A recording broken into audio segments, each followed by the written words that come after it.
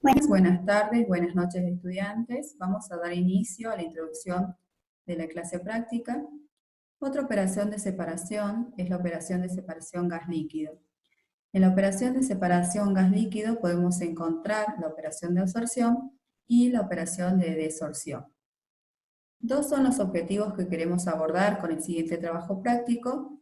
Uno es que lleguen a determinar el número de etapas requeridas en una columna de platos, y por otra parte, la altura de empaque en una columna de relleno, para lograr la separación de componentes.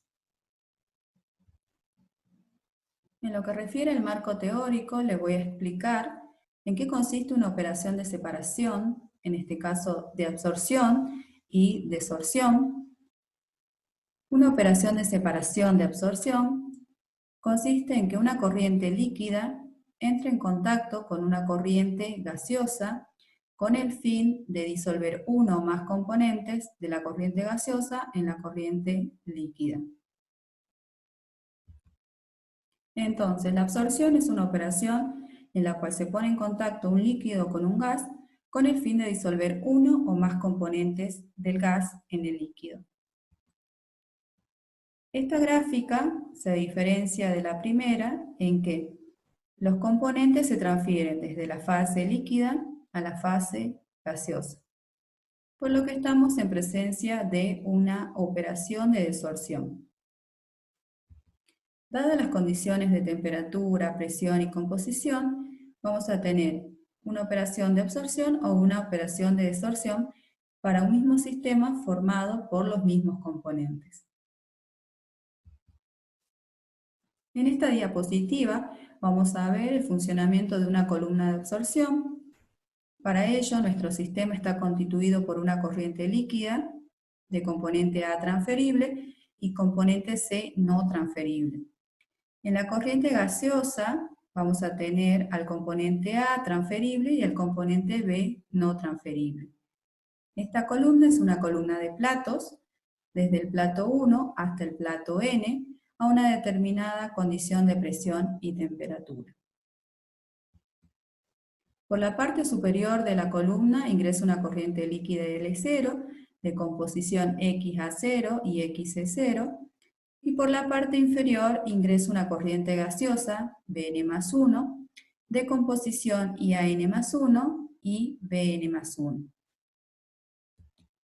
Estas dos corrientes se ponen en contacto y el componente A es transferido desde la fase gaseosa a la fase líquida, obteniéndose por la parte superior una corriente gaseosa B1 que es pobre en componente A y una corriente líquida Ln por la parte inferior de la columna que es rica en componente A transferible. Al igual que en las columnas de destilación, en cada una de las etapas van a salir corrientes en equilibrio. El objetivo es que determinamos el número de etapas de la columna para lograr la separación, en este caso del componente amoníaco. Vamos a requerir de un diagrama de equilibrio que lo vamos a tener que construir.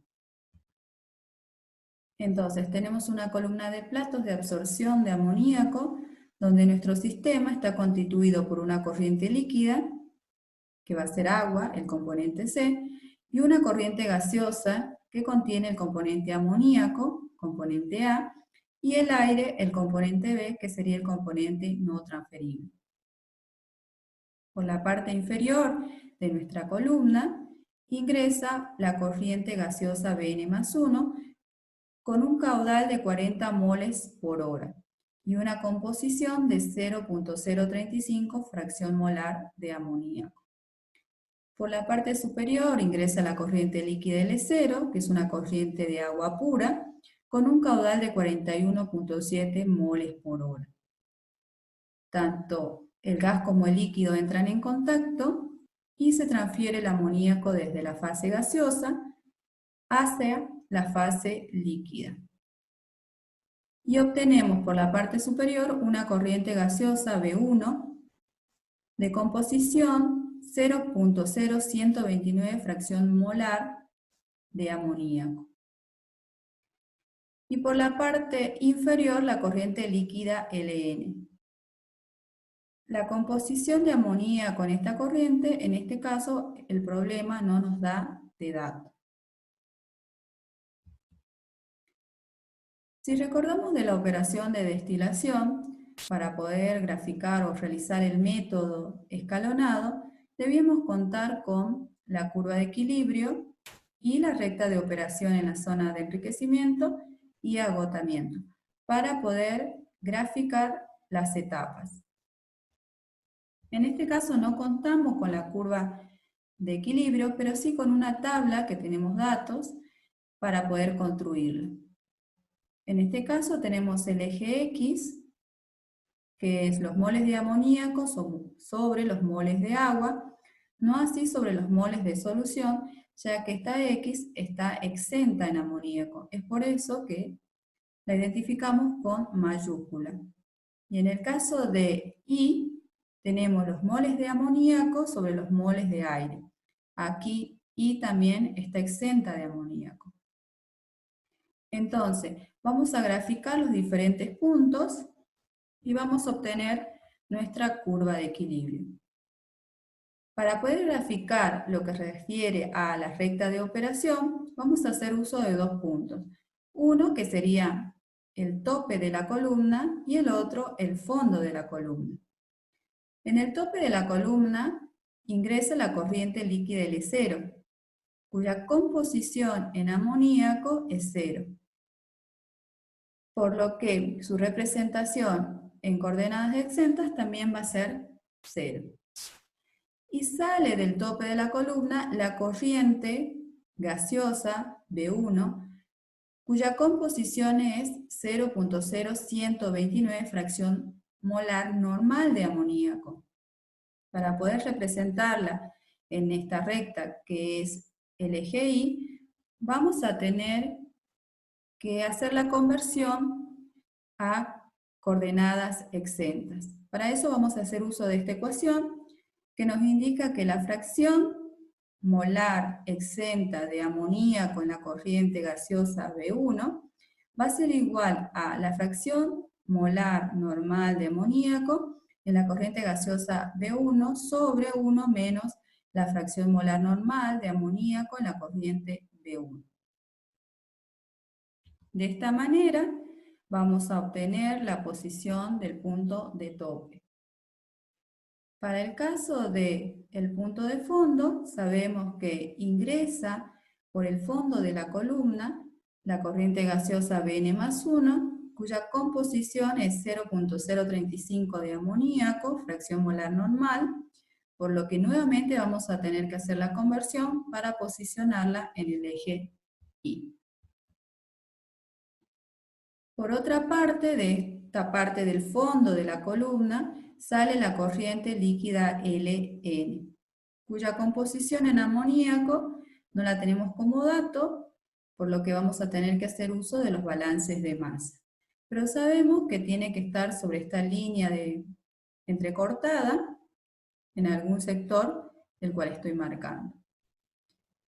Por otra parte, si es que nuestro punto de fondo se encuentra sobre la curva de equilibrio, vamos a ver que aquí la fuerza impulsora es igual a 0, por lo que no hay transferencia de materia. Entonces aquí tenemos nuestra columna y la envolvente donde vamos a aplicar los diferentes balances de masa, el balance de masa global, el balance de masa de componente amoníaco y de aire, en coordenadas normales, por lo que vamos a tener 3 ecuaciones y 3 incógnitas. Y vamos a poder despejar de allí la composición de amoníaco en la corriente líquida Ln, la cual vamos a tener que convertir para poder ingresar a nuestra gráfica. Es decir, pasarla a coordenadas exentas.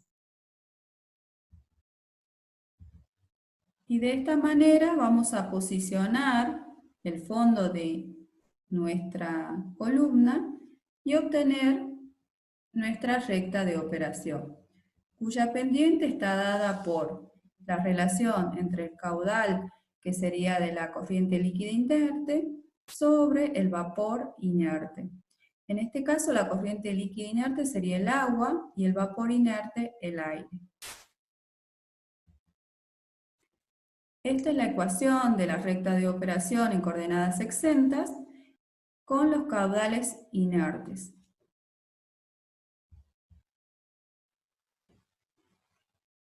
Entonces, ahora para determinar el número de etapas, nos vamos a posicionar en el tope de nuestra columna y desde allí vamos a marcar una horizontal hasta intersectar la curva de equilibrio.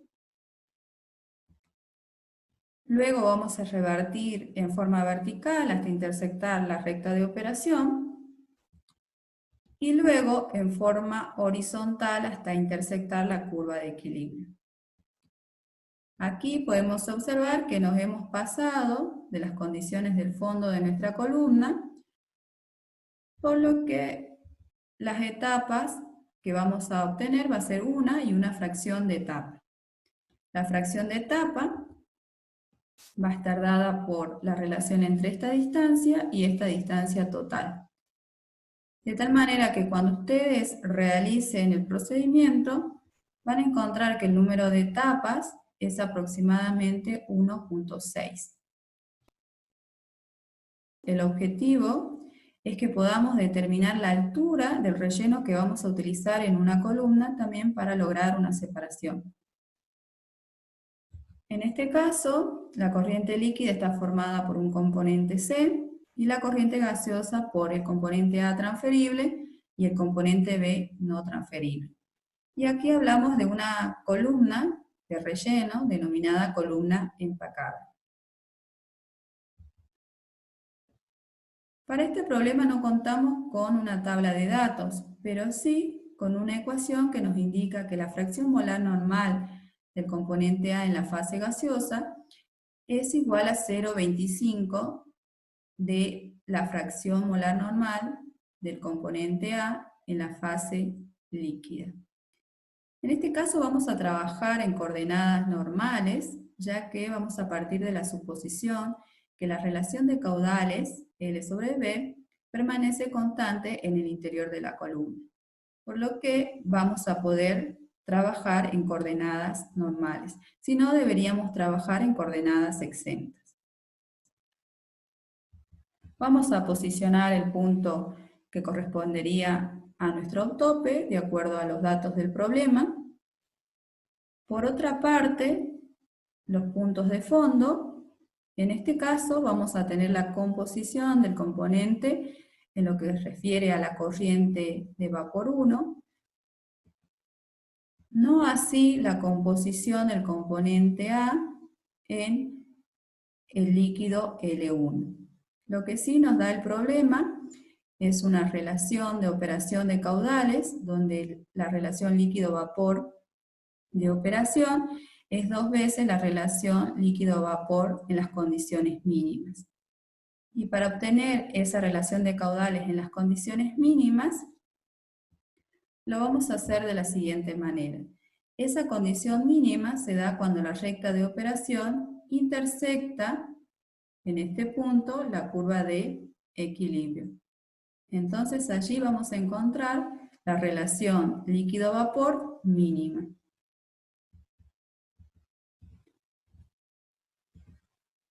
Por otra parte, sabemos que la relación líquido-vapor de operación es 2 veces la relación líquido-vapor mínima. A su vez, la relación líquido-vapor mínima, ¿sí?, está dada por estas composiciones donde tenemos que la fracción molar normal del componente A en la corriente de gas B1 menos la fracción molar normal del componente A en la corriente B2, que sería esta distancia, sobre la composición o la fracción molar normal del componente en la corriente líquida L1 en las condiciones mínimas, menos la fracción molar normal del componente A en la corriente líquida L2, que sería esta distancia. Entonces, a partir de esta ecuación vamos a poder encontrar la pendiente de nuestra recta de operación y así poder graficarla. Aquí tenemos nuestra recta de operación, donde ya tenemos posicionado el punto de fondo. Ahora bien, para poder determinar la altura de nuestro relleno, lo vamos a hacer a partir de la altura de la unidad de transferencia, que para este problema es dato, y está en función de la relación de caudales, líquido-vapor, y por las unidades de transferencia. Las unidades de transferencia las vamos a obtener a partir del método de Baker, que consiste en trazar una línea auxiliar entre la recta de operación y la curva de equilibrio. Para eso nos vamos a posicionar en el punto tope y vamos a trazar o medir esta distancia vertical y vamos a buscar el punto medio, que sería aquí. Por otra parte, nos vamos a parar en el punto de fondo de nuestra columna. Vamos a tomar esta medida vertical y vamos a marcar el punto medio. Unimos esos dos puntos y encontramos la línea auxiliar.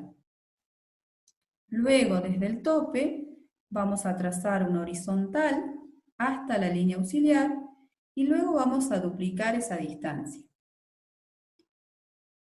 Tomamos la medida de esta distancia y la duplicamos. Luego rebatimos en forma vertical hasta intersectar la recta de operación. Nuevamente trazamos una horizontal hasta intersectar la línea auxiliar, tomamos la medida de esta horizontal y la duplicamos. Y nuevamente trazamos una vertical. Aquí vemos que nos pasamos de las condiciones de fondo de nuestra columna, por lo que tendríamos una unidad de transferencia y una fracción de unidad de transferencia. Y de esta manera vamos a poder responder a nuestro objetivo, que era determinar la altura de empaque en una columna, en este caso de absorción. En vez de tener una operación de absorción, vamos a tener una operación de desorción. Es por eso que la curva o recta de operación se va a encontrar en este sector, que sería del otro lado de la curva de equilibrio. Y además, el tope se va a encontrar en la parte superior. Ya sea que necesitemos determinar el número de etapas o la altura del relleno, con cualquiera de los métodos, vamos a tener que partir desde el tope de la columna. De esta manera llegamos a finalizar, ¿sí?, la introducción a la clase práctica. Pueden consultar la siguiente bibliografía y nos estamos viendo en la clase práctica siguiente.